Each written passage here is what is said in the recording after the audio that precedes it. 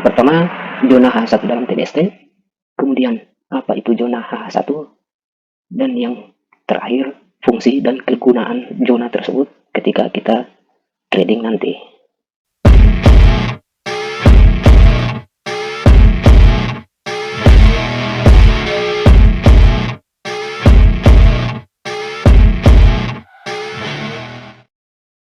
Assalamualaikum warahmatullahi wabarakatuh. Jumpa kembali di channel saya, Iqbal Buhungo. Semoga hari ini teman-teman semua dalam keadaan sehat walafiat. Amin. Teman-teman mungkin sering mendengar, bahkan sudah sangat familiar dengan yang namanya HH1, karena di setiap pembuatan video trading saya sering menggunakan HH1 ini. Nah, di kesempatan kali ini saya akan membahasnya satu persatu tentang HH1 dalam TBST. Tonton terus video ini, jangan di skip agar lebih mudah untuk difahami. HH1 artinya adalah hold for one. Secara mudahnya, HH1 adalah kawasan harga tertinggi atau terendah di hari sebelumnya yang kita ambil pada time frame H1 atau 1 jam. Membuat zona HH1. Zona H1 kita bagi ke dalam dua bagian, yaitu zona H1 high dan zona HH1 low. Untuk zona H1 high kita ukur dari high shadow atau harga tertinggi ke open candle sell atau harga pembukaan tertinggi.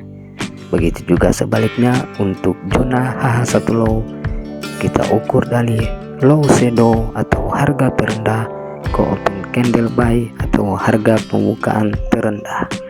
Berikut saya berikan contoh atau gambaran cara membuat zona H1 dalam TBST. Ini saya ambil pada pair Euro USD. Terserah teman-teman, bebas mau menggunakan di pair apa saja, silahkan. Untuk zona H1 high kita ambil dari high shadow ke open candle sell tertinggi.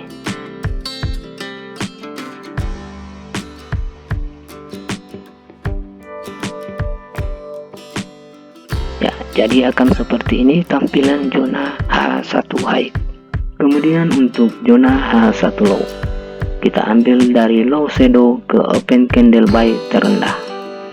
Ini low shadow-nya dan ini open candle terendah.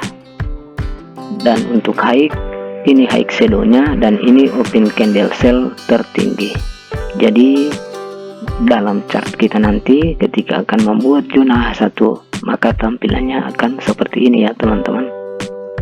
Setelah teman-teman mengetahui apa itu zona H1 dan bagaimana cara membuatnya, sekarang kita masuk pada poin terakhir, yaitu fungsi dan kegunaan HH1 tersebut. Di TBST, HH1 ini merupakan ibu dari segala trade, yang artinya memang HH1 ini dia memiliki peranan yang sangat penting ya, terutama untuk mengetahui atau melihat apakah kedudukan market tersebut sedang berada di kawasan zona tertinggi ataupun kawasan zona terendah. Jadi dia berfungsi sebagai radar ya teman-teman. Kemudian kita masuk kepada kegunaan HH1. Dalam TBST, zona HH1 bisa kita jadikan sebagai support atau resisten, dan zona H1 ini juga bisa kita jadikan sebagai patokan dalam pengambilan suatu keputusan, baik itu untuk entry dan close posisi. Berikut saya akan berikan satu contoh atau gambaran kaitannya antara satu dengan pergerakan pada suatu pair ya. Katakanlah kita dapati bentuk market di tanggal 25 Oktober ini bentuknya menurun, karena kita akan menganalisa kemana market tanggal 26 ini, maka zona satu low di hari sebelum kita tarik sampai pada hari itu. Selama beberapa jam pergerakan dari file ini di tanggal 26 dia 1 high saja. Selepas itu muncul candle buy ya. Nah, kita bisa entry di sini karena ini menjadi signal untuk entry buy masuk di tanggal 27. Maka kita bisa tarik lagi zona di tanggal 25 tadi ya. Itu masih berlaku karena belum ada yang breakout. Ya, terlihat lagi dia rejection selama beberapa jam, tidak ada yang break kawasan ini. Bahkan kalau kita tambahkan dengan zona satu low di hari sebelumnya, di yang ini tanggal 26, maka dia akan lebih kuat lagi ya. Maka disitulah kawasan kita untuk entry buy.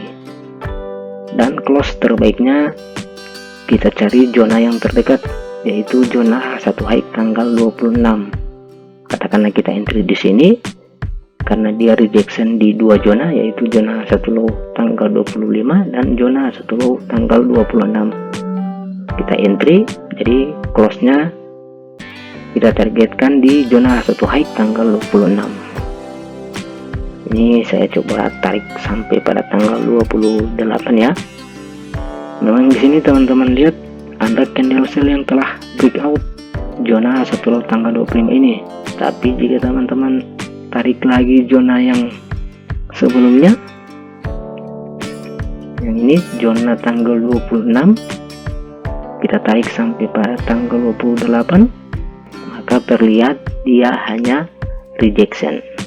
Perhatikan ya, ketika candle ini naik, ketika price mulai berada lagi di zona satu high tanggal 27, dia turun lagi, dia retest lagi, bahkan sempat ke zona satu low yang ini ya.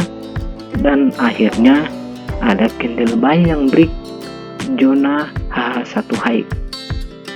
Teman-teman bisa perhatikan dia break kedua zona ini ya, yaitu high di tanggal 26 dan high di tanggal 27. Maka kita langsung entry di sini dan kita cari zona yang terdekat, berarti zonanya ada di tanggal 25 Oktober. Di sini merupakan area terbaik untuk kita close posisi. Ya, terkadang walaupun ada yang tidak sampai di zona ini, maka price langsung akan balik arah. Jadi semua tergantung kepada teman-teman mau cari zona yang terdekat atau menggunakan money management dari teman-teman itu sendiri. Ketika market berada di tanggal 28, maka kita tarik lagi high di tanggal 28 ya, untuk menganalisa pergerakan di tanggal 29. Ini selepas market bergerak kuat tanggal 28, beberapa jam dia satu ya, kemudian dia turun.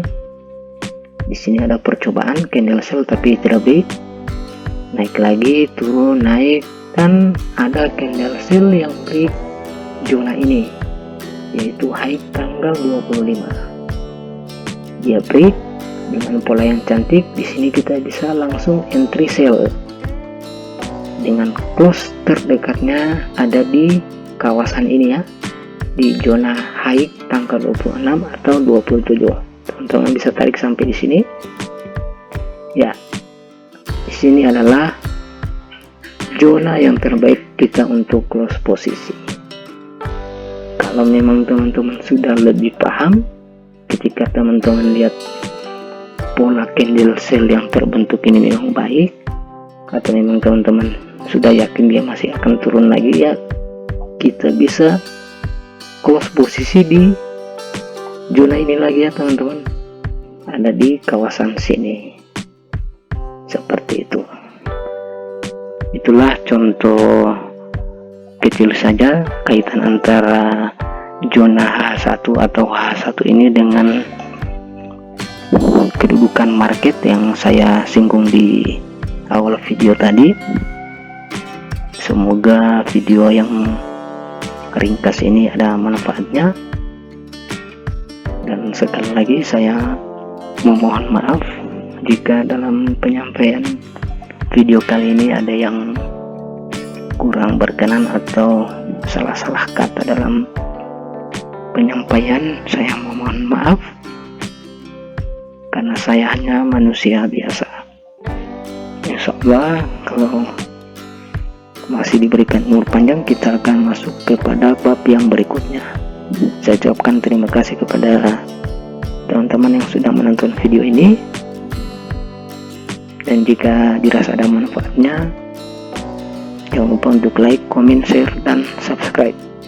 Akhir kata, assalamualaikum warahmatullahi wabarakatuh.